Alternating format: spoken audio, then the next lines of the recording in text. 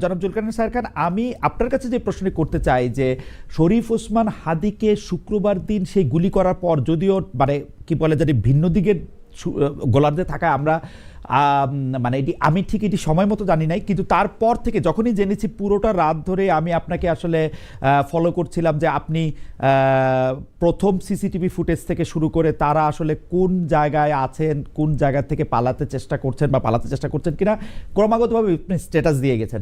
আমার প্রশ্ন, যে তথ্য আপনার কাছে থাকলো সেই তথ্য কি বাংলাদেশের যারা আইন শৃঙ্খলা রক্ষাকারী বাহিনী যারা এটা কাজ করবেন তাদের কাছে ছিল না, নাকি তারা আপনার কাছে তথ্য দিয়েই তারা খালাস হয়েছেন?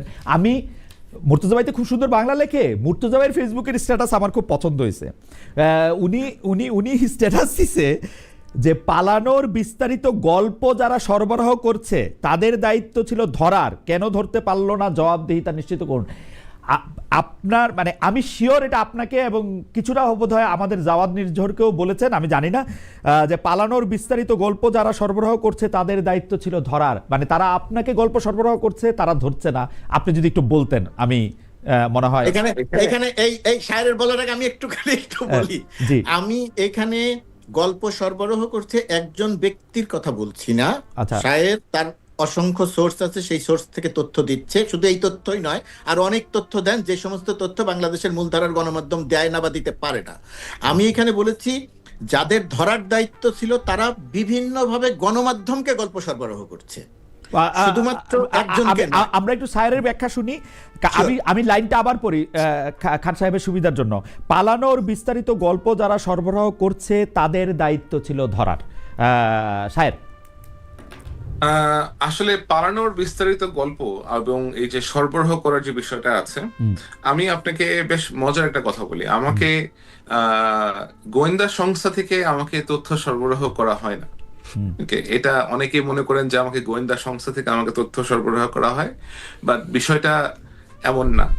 আগে আমার গোয়েন্দা সংস্থাতে প্রচুর সোর্স ছিল, এখনো গোয়েন্দা সংস্থাতে প্রচুর সোর্স আছে, এবং আমার যখন কোথাও কোনো প্রয়োজন হয় কোনো তথ্য জানার জন্য আমি তাদেরকে রিচ আউট করি, তাদেরকে রিকোয়েস্ট করি যে এই বিষয়ে কোনো ইনফরমেশন জানার সুযোগ আছে কিনা, অথবা তারা যদি মনে করেন যে তারা কোনো কিছু একটা পলিটিক্যাল কারণে করতে পারছেন না, they do share with me sometimes যে হ্যাঁ এটাকে এভাবে করলে হয়তো বেটার হয়।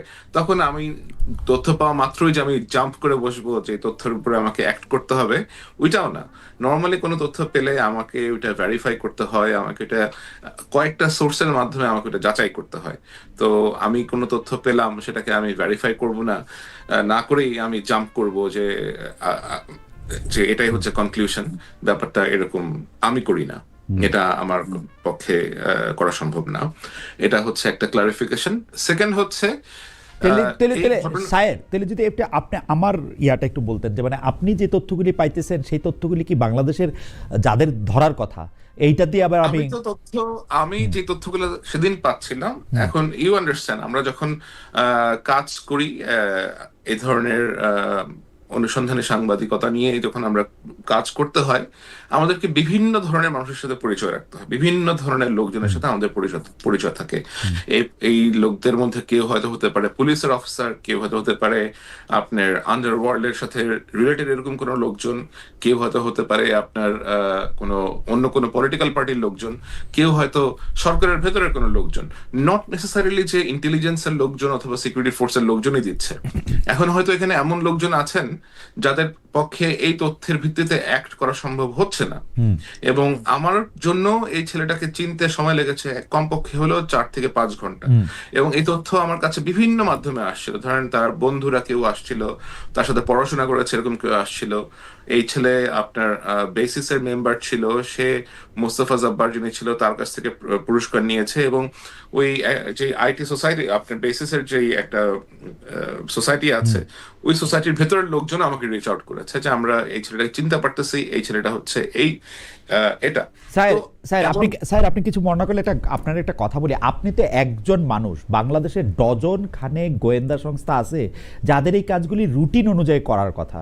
মানে জুমার নামাজের পরে উনি ব্যাটারি চালিত সাইকেল, ব্যাটারি চালিত রিক্সা করে উনি যাচ্ছেন, একটা মোটরসাইকেলে করে ওনাকে গুলি করে দেওয়া হচ্ছে, সেইটা সিসিটিভির ফুটেজে দেখা যাচ্ছে। তারপরে কাজগুলি তো রুটিন, সেটা ক্রিমিনোলজিতেও পড়ানো হয়, সেটা যে কোনো কিছুতে পড়ানো হয়েছে। তারা যে গোয়েন্দা সংস্থা, এই নামটা গোয়েন্দা লাগাইতে হইলেও তাদের এগুলি পড়তে হয়েছে। না, এখানে এখানে এখানে খালেদ ভাই, আমি আপনাকে একটা জিনিস একটু বলি যে এই ঘটনাটা যেটা ঘটে, এটা খুবই খুবই আনপ্রেসিডেন্টেড এবং খুবই সাডেন একটা ইনসিডেন্ট। হ্যাঁ, এটার জন্য কেউই আসলে আপনার পরবর্তী কথার জন্য, পরবর্তী, আমি তার নিরাপত্তার কথা বলছি না, পরবর্তী পদক্ষেপ, একটা ফ্রাইডেতে, এটা হয়েছে একটা ছুটির দিনে। এবং আমরা যখন এখন ইউ আন্ডারস্ট্যান্ড, সরকারি সংস্থা এবং সরকারি যারা কাজকর্ম করে তাদেরকে তো একটা হায়ারার্কি মেনটেন করতে হয়, তাদের প্রসেস আছে, তাদের প্রসেস ফ্লো ফলো করতে হয়। আমার কাছে যখন কোনো কিছু আসে, আমার তো ধরেন আরো 10টা হ্যান্ড আছে, আরো 20টা হ্যান্ড আছে, আমি হয়তো বিভিন্ন হ্যান্ডের মাধ্যমে রান করে আমি চেক করি যে এটা আসলে কি হচ্ছে অ্যাকচুয়ালি এখানে, আমি অ্যাসেস করে দেন আই রান ইট। তো আমার ক্ষেত্রে বিষয়টা যেমন, তাদের ক্ষেত্রে হয়তো বিষয়টা ওরকম না। হ্যাঁ, অফকোর্স এই ছেলেটাকে যখন 7 ঘন্টা, আমরা 5 ঘন্টা পরে যখন জানা গেছে যে এই ছেলেটা অ্যাকচুয়ালি কে, তখন by that time he has pretty much left the country. কারণ আমি যেটা শুরু থেকে বলে এসেছি যে এটা খুবই একটা কোঅর্ডিনেটেড মুভমেন্ট এবং খুবই কোঅর্ডিনেটেডলি তারা এই আক্রমণটা করেছে। এই ছেলেটাকে অনেকদিন ধরে ফলো করা হয়েছে, এরা এর ভেতরে প্রবেশ করেছে এবং এদেরকে প্রপারলি দেশ থেকে আপনার আরেক দিকে এক্সিট করে দেওয়ার জন্য একটা একটা একটা দল আছে। এবং আপনি শুনলে অবাক হবেন যে এই ছেলেটা যখন আক্রমণ করে, ওসমান হাদিকে যখন সে ফায়ার করে, তার পেছনে তখন 2টা সিএনজি ছিল এবং ওই সিএনজির মধ্যেও তার একটা ব্যাকআপ টিম ছিল, যে ব্যাকআপ টিমের কাজ ছিল যদি সে কোনো কারণে ব্যর্থ হয়, ওইখানে তারা আপনার স্মোক মিরর ক্রিয়েট করে তারা তাকে ওখান থেকে নিয়ে যাবে সরায়। তো এই জিনিসগুলো তো অবশ্যই আমাদের এজেন্সিরা যারা আছেন তারা অবশ্যই এখন এই বিষয়ে অনেক সচেতন হয়েছেন। I hope they are working on it on a very serious scale. আমি যেটা শুনতে পাচ্ছি, they are very serious about it. তো এরকম একটা ঘটনা আশা করি তারা ভবিষ্যতে আর যেন না ঘটে, এটা ঘটাতে তারা সর্বোচ্চ অবস্থানে। আমি শুধু ভবিষ্যতের ক্ষেত্রের আগে আমি শুধু 2টা জিনিস একটু ক্লিয়ার হতে চাই। একটা জিনিস হচ্ছে অ্যাটেম্পট টু মার্ডারের ক্ষেত্রে আমি যতদূর জানি, যেই থানার জুরিসডিকশনে পড়বে তাদের কাউরে জিজ্ঞেস করতে হয় না। হোমিসাইডের ক্ষেত্রে কাউরে জিজ্ঞেস করতে হয় না প্রসিডিং শুরু করতে। এবং শুক্র, শনিবার, ঈদের দিন, পূজার দিন, এর কোনো কিচ্ছু আসলে যারা কোনো একটা হত্যা বা হত্যা প্রচেষ্টার ক্ষেত্রে যারা দায়িত্বে থাকেন তাদের ক্ষেত্রে এটার কোনো এক্সকিউজ নাই। কিন্তু আমরা দেখছি যে নড়তে চড়তে উপদেষ্টারা এসে একটা কথা বলতে, এবং সেই কথাও মানে অর্ধেক মিনিংলেস। ইন্টারেস্টিং ব্যাপার হচ্ছে আপনি কিন্তু দায়ী করছেন উপদেষ্টা, মানে বাঘের উপরে টাগ তাকে, সেইখানে আপনি বলছেন স্বরাষ্ট্র মন্ত্রণালয়ের স্বরাষ্ট্র উপদেষ্টার নিয়ন্ত্রণে নাই। মানে অ্যাপারেন্টলি আমরা রিভেন উইঙ্কেলের নাম কাইটা ডক্টর মোহাম্মদ ইউনূস লিখতে দেখবো আসলে, সত্যি কথা, যিনি ঘুমায় থাকেন এবং যিনি কিছু চোখে দেখেন না। কারণ হচ্ছে আপনি লিখতেছেন এখানে আমি আপনাকে একটা জিনিস বলি খালেদ ভাই, এখানে আমাকে একটু সময় দেন, আমি আপনাকে একটু বুঝিয়ে বলি। যেটা বেসিক্যালি হয়েছে, যেটা আমি কালকেও একটা জায়গা থেকে বলছিলাম, যে সরকারের ভেতরে কিছু সরকার, মুর্তজা ভাই যেমন বলছিলেন যে এখানে অনেকগুলা উইং আছে, অনেকগুলো ইন্টারেস্ট পার্টি আছে এটার ভেতরে। এটা খুবই সত্যি কথা যে সরকারের ভেতরে যেহেতু বিভিন্ন জায়গা থেকে সমন্বয় করে লোকজন এখানে এনে জড়ো করে একটা সরকার পরিচালনার অবস্থা করা হয়েছে, এখানে বিভিন্ন মতের বিভিন্ন আদর্শের লোকজন এখানে আছেন এবং এর মধ্যে এমন কিছু লোকজন আছেন যারা হয়তো কোনো মতাদর্শের না, তারা তাদেরকে জাস্ট নিয়াই হয়েছে সামনে আপনার কুমিরের বাচ্চার মতো প্রেজেন্ট করার জন্য।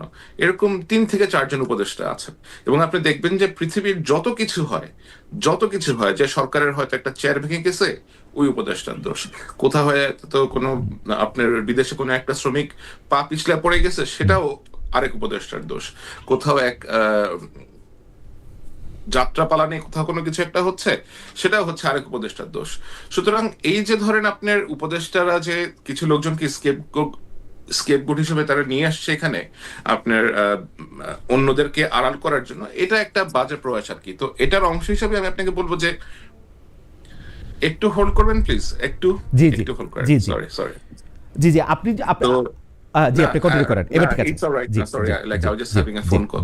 তো যেটা বলছিলাম যে ধরেন আপনার উপদেষ্টার উপরে তারা নিয়ে আসছে কিছু আপনার সহকারী টাইপের লোকজন, অথবা আপনি একটা উপদেষ্টা এনেছেন, তাকে আবার মনিটর করার জন্য you have a person, like উপদেষ্টা আপনার স্বরাষ্ট্র এখানে প্রটোকলে কে বড়, এখানে প্রটোকলে কে বড়, বিশেষ সহকারী বড় না অবশ্যই উপদেষ্টা বড় হওয়ার কথা, কিন্তু ওই যে বললাম যে ভেতরে যে আপনার এতগুলা ভেস্টেড গ্রুপ আছে, এতগুলো ইন্টারেস্ট গ্রুপ আছে, আপনি কখনো দেখবেন না যে গণপূর্ত উপদেষ্টা যিনি আছে আদিলুর রহমান, আমি নাম ধরেই বলি, এখন তো আসলে এত লুকাচুপি করার কিছু নাই, আদিলুর রহমান শুভ্র সাহেব is always in the background.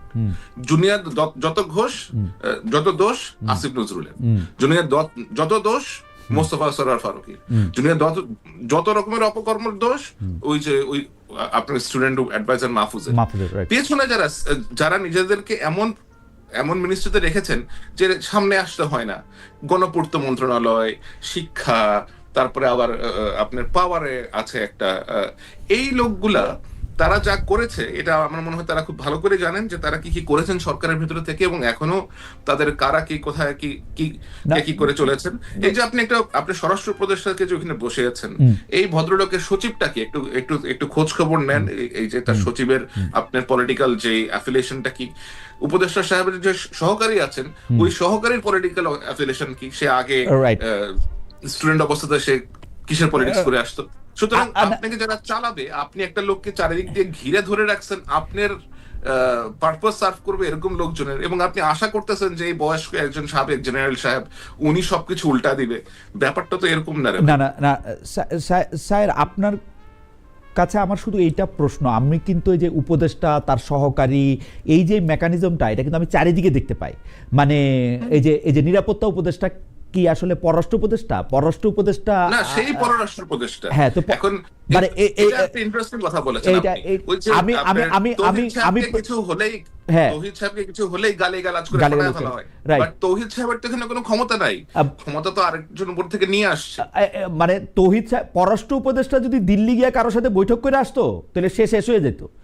নিরাপত্তা উপদেষ্টা গিয়ে 4 দিন গিয়ে আমি তো ওইখানে গিয়ে ভয়ে হোটেলেও থাকে নাই, অ্যাম্বাসেডর ওইখানে হাই কমিশনার বাসাতে গিয়ে তারা ঘুমাইতে হয়েছে ভয়ে। কিন্তু আমার কথা হলো, আমি নিরাপত্তা উপদেষ্টা, আমি কথার মানে জনাব গোলাম মুর্তজার কথা একটু আমি শুনতে চাই, কিন্তু আমি শুধু একটু জিজ্ঞেস করবো যে আপনার কাছে কি মনে হয় ডক্টর মোহাম্মদ ইউনূস কি করেন আসলে? মানে এই উপদেষ্টা ব্যর্থ, এই উপদেষ্টা পারে না, এই উপদেষ্টা করে নাই, আমি প্রিটি শিওর, কারণ আমি এই মডেলটা জানি। শেখ হাসিনার আমলে শেখ হাসিনার কথা ছাড়া ডিবি অফিসে হারুন নড়ে নাই।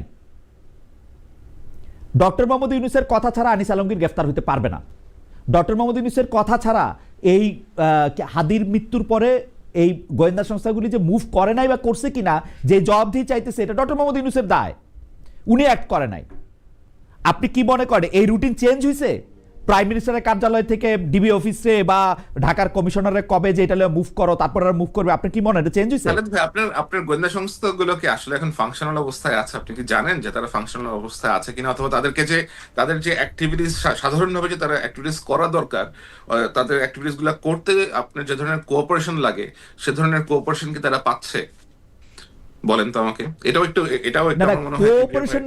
কোঅপারেশন না তো সরকার প্রধান তো তাদেরকে এনাবলই করতেছেন না, অথবা যখন তার কাছে খারাপ লাগতেছে যে আনিস আলমগীরকে ধরে নিয়ে আসো যাও, একদম হাসিনা মডেল। আমি এইটা এখনো বলবো, আমি জনাব গোলাম মুর্তজার কাছে শুনতে চাই। জনাব গোলাম মুর্তজা, আমাদের দর্শকরা বলতেছেন যে ইয়েস খালেদ, মানে আমাদের দর্শকদের মধ্যে একজন তৌসিফ রহমান 88552 উনি বলতেছেন yes Khaled look you coward, তারপরে উনি বাস্টার্ড বলছেন, তারপরে বলছেন তুষারের Masud Kamal should also be in jail. ভাই আমারও জেলে নেন, আমি যে বাংলাদেশে যাবো ফেব্রুয়ারিতে, আমারও জেল দেন, সিরিয়াসলি, মানে আপনারা জেলে দিয়ে দেন। গোলাম মুর্তজা ভাই, আপনার কাছ থেকে একটু আমি শুনতে চাইবো যে এই আসলে এই উপদেষ্টা পরিষদের এই জিনিসটা কি। আমি আরেকটা একটু আমি পড়তে চাই যে তারেক রহমানের সাথে যোগাযোগ করা হয়েছে কিনা, একটু ভালো প্রশ্ন একটু ভালো জবাব দেই।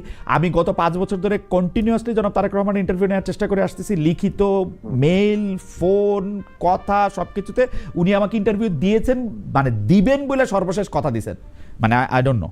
তারপরে গোলাম মুর্তজা ভাই, আপনার কাছে একটু শুনতে চাই যে এই যে জুলকারনাইন সাহের তথ্য পাচ্ছেন, এখন তথ্যের কথা আপনি বাদ দেন, নর্মাল প্রসিডিওরগুলি কি ফলো করা হয়েছে? হাদিকে যখন গুলি করা হয়েছে তারপরে সিসিটিভির ফুটেজকে দেখা তারপরে লোকগুলিকে নাকি একটু দেরি করা হয়েছে, নাকি উদরপিণ্ডি আলমগীরের ঘাড়ে চাপানোর চেষ্টা করা হয়েছে? আপনি কি আমাকে একটু বলবেন যে এটা কি আসলে ইচ্ছা করে করা হয়েছে, কম করে করা হয়েছে, কি করা হয়েছে?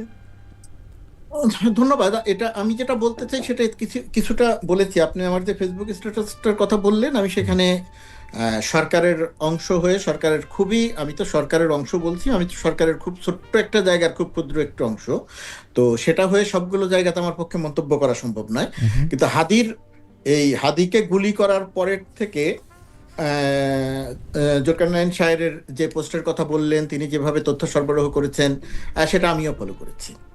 এবং আমি যেটা বলেছি যে যারা গল্প সরবরাহ করছেন, আমি এটা কেন লিখেছিলাম, এইটা লিখেছিলাম হচ্ছে এই জায়গাটা থেকে যে আমি পুলিশের এক ধরনের বক্তব্য দেখছিলাম, আমাদের সীমান্ত রক্ষার দায়িত্বে যে বিজেপি, তাদেরও দায়িত্ব দেখছিলাম। আমি সাংবাদিকতার একটা সময়ে মোটামুটি ভাবে ঢাকার বা বাংলাদেশের আন্ডারওয়ার্ল্ডের খোঁজ খবর রাখতাম, এবং আন্ডারওয়ার্ল্ডের খোঁজ খবর রাখতে গিয়ে পেশাদার খুনি থেকে শুরু করে আন্ডারওয়ার্ল্ডের টপ টেরর পর্যন্ত এদের সবার সঙ্গে, অনেকের সঙ্গে আমার খুব ঘনিষ্ঠ একটা যোগাযোগ তৈরি হয়েছিল। এদের অনেকে, যে শীর্ষ 23 সন্ত্রাসীর অনেকের সঙ্গে অনেকবার আমার দেখা হয়েছে, আমি দেখা করেছি। সেই দেখাগুলো এখন যখন চিন্তা করতে যাই, যে সমস্ত পরিবেশে দেখা করেছি, এখন হইলে হয়তো আমি আর সেই পরিবেশে দেখা করতে যেতাম না। তখন হয়তো বয়স কম ছিল, রিস্কের ব্যাপারগুলো তখন চিন্তা করি নাই, কোথায় কোন গ্যারেজের মধ্যে চলে গেছি কেউ জানতো না, কিছু জানতো না, এইভাবে তাদের ঘটনাগুলো আমি দেখেছি। এখন এই যে এই হাদির উপরে ঘটনার পরে আমি যে বক্তব্যগুলো লক্ষ্য করলাম, সেই বক্তব্যগুলো ওই সময় আমি লক্ষ্য করতাম যে একটা টিম ধরতে অভিযান চালাতে গেছে, অভিযান চালাতে গিয়ে অনেক দূর পর্যন্ত গেল, এখান থেকে ওখানে গেল, ওখান থেকে ওখানে গেল, তারপরে একজন সোর্স খুঁজে বের করলো, সোর্স খুঁজে বের করলে তার বাড়িতে গেল, ঘেরাও করলো, ঘেরাও করতে গিয়ে শেষ পর্যন্ত আর কালা জাহাঙ্গীরকে পেল না। কেন পেল না? ঠিক তার 5 মিনিট আগে কালা জাহাঙ্গীর সেখান থেকে চলে গেছে। এই যে গল্প, এই গল্পটা আমি এই হাদির গুলি করার পরেও আরেকবার শুনলাম। এই ধরনের গল্প আমার কাছে মনে হলো যে আমরা এখনো সেই পুরনো গল্পের মধ্যে আটকে আছি। ধরেন যে পুরনো গল্প শেষ করি খালেদ। আমি ভুলে যাব, সরি, আপনি শেষ করুন। পুলিশ এবং আমি দেখলাম যে জুলকারনাইন সাহেব যে তথ্যগুলো সরবরাহ করছে, পুলিশের বক্তব্যের সঙ্গে তার বা বিজেপির বক্তব্যের সঙ্গে সেই সমস্ত বক্তব্য আমি যদি মিলিয়ে দেখতে যাই, তাহলে মনে করি যে তাদের কাছে ওই তথ্যের অনেকগুলোই আছে। মানে পুলিশের সঙ্গে বিজেপির কথা হচ্ছিল, বিজেপি পুলিশকে সহায়তা করছিল, পুলিশ বিজেপিকে সহায়তা করছিল, এই রুট দিয়ে যেতে পালাতে পারে সেই বিষয়ে একটা সতর্কতা ছিল। কিন্তু বিজেপি শনাক্ত করলো এই 2 জন মানব পাচারকারী। দেখেন, আমার প্রশ্নটা হচ্ছে, এই যে গল্পগুলো আমরা বছরের পর বছর ধরে শুনে আসছি, এখন 2 জন মানব পাচারকারী ওই অঞ্চলে আছে, তো 2 জন মানব পাচারকারীর বাড়িতে গিয়ে ঘেরাও করলেন 5 মিনিট আগে কেন, আর 5 মিনিট পরে কেন, আর 5 মিনিট আগে গেলেন না কেন? এই যে ওই 2 জন মানব পাচারকারী আছে, তো সেটা যদি শনাক্তই করা হয়, সেটা যদি মনেই করা হয়, এটা তো বিজেপি তখন জানতো না, বিজেপি তো বহু আগে থেকেই জানতো। তো তাহলে তাদেরকে এই হাদিকে গুলি করার আর পরে যখন থেকে স্বাভাবিকভাবে ধারণা করার কথা যে এই অপরাধীরা সীমান্ত পার হয়ে চলে যেতে পারে, তো তখন থেকেই কেন তাদেরকে নজরদারির মধ্যে আনা হলো না? কিন্তু যেহেতু আমরা এই যে গল্পগুলো দেখছি, এই গল্পগুলোকে আমি মনে করছি যে এই গল্পগুলোকে গণমাধ্যমকে সরবরাহ করা হচ্ছে এবং অমুকের সহযোগীকে ধরা হচ্ছে, অমুককে ধরা হচ্ছে, এইগুলো আমার কাছে খুব গুরুত্বপূর্ণ ঘটনা মনে হচ্ছে না, আমি সরকারের ভেতরের অংশ হওয়া সত্ত্বেও। মুর্তজা ভাই, আমি জুলকারনাইন সাহের খানকে যে প্রশ্নটা করছিলাম, সেই প্রশ্নটা হচ্ছে যে আমি তথ্য নিয়ে না, কিন্তু আমি প্রসিডিউরটা শুরু করার ক্ষেত্রে যে আপনি জানছেন এখন হাদি কিন্তু খুব অপরিচিত একজন না, হাদি খুবই পরিচিত একজন, তার মুখ চেনা, তাকে যে গুলি করে তাকে হত্যার অ্যাটেম্প নেওয়া হয়েছে সেইটাও খুব দ্রুত জানা গেছে। তারপরে কি এই একটা করা হয়েছে সময় মতো? সাহের খান অবশ্য বলতেছেন যে স্বরাষ্ট্র মন্ত্রণালয় স্বরাষ্ট্র উপদেষ্টার হাতে নাই, এর উপরে আরেকজন আছে, এবং ওনার ফেসবুক পোস্ট, এই আলোচনাগুলো আমার কাছে আসলে কোনো ওনার ফেসবুক পোস্ট আরো ক্লিয়ার। উনি ফেসবুক পোস্টে বলছেন খোদাবক্স রজার খলিল আর স্বরাষ্ট্র সচিবের নামটা যোগ করলেন না কেন, মানে যাই হোক, মানে উনি বলতেছেন যে এইটার মধ্যে থেকে আসলে ফাংশনটা করতে পারতেছে না। আপনি এরকম ফিল করেন কিনা? না, যেমন ধরেন মানে মুর্তজা ভাই, আমি একটু শর্ট করে যে আপনি দুইজনই যখন প্রায় একই সময়ে আমরা কিন্তু খেয়াল করছি বিএনপির প্রথম 2001 থেকে 2006 সালে আলতাফ সাহেব এবং বাবর সাহেব মন্ত্রী প্রতিমন্ত্রী তারা কিন্তু ফাংশন করতে পারতেছিলেন না আসলে প্রপারলি। আলতাফ সাহেবকে সরাই দিয়ে শুধু একজন স্বরাষ্ট্র প্রতিমন্ত্রীকে রাখা হলো, বাবর সাহেব, তখন কিন্তু এটা ভালো করতে পারলো বা তাদের ইচ্ছা মতো এটা করতে পারলো বলে মনে হলো। একই সমস্যা কি এখানে না? স্বরাষ্ট্র উপদেষ্টা, বিশেষ সহকারী, কার কি কাজ? এই আলোচনার মধ্যে আসলে আমি ঢুকতেই চাই না এই কারণে, এই লজিকে যে এইখানে ব্যক্তি একজন, দুইজন, তিনজন, কার উপরে কে, এই আলোচনাগুলো আমরা করতে পারবো, কিন্তু আমরা শেষ বিচারে গিয়ে দেখব বা দেশের মানুষ দেখতে চাইবে কাজটা হলো কিনা, কাজটা হচ্ছে কিনা। তা এখন পর্যন্ত যে কাজের কথা বলছি, শুরু করাটা ধীর গতিতে, শুরু করার সময়ে অতি দ্রুত করলাম কিনা, আমরা যদি অতি দ্রুতই শুরু করতাম তাহলে আমার ধারণা যে ওই সীমান্ত পার হয়ে এরা চলে যেতে পারতো না। আপনি অতি দ্রুত যদি আমরা শুরু করতাম বা যথাসময়ে যদি আমরা শুরু করতাম, নিঃসন্দেহে এখানে আমাদের একটা দুর্বলতা আছে, কিন্তু ওই আলোচনাগুলো আমি আসলে ঢুকতে চাই না যে কে কার উপরে। এখানে যে যার উপরে হোক, দায় শেষ পর্যন্ত গিয়ে সরকার যার উপরে গিয়ে পড়ে, প্রশংসা তার উপরে গিয়ে পড়ে।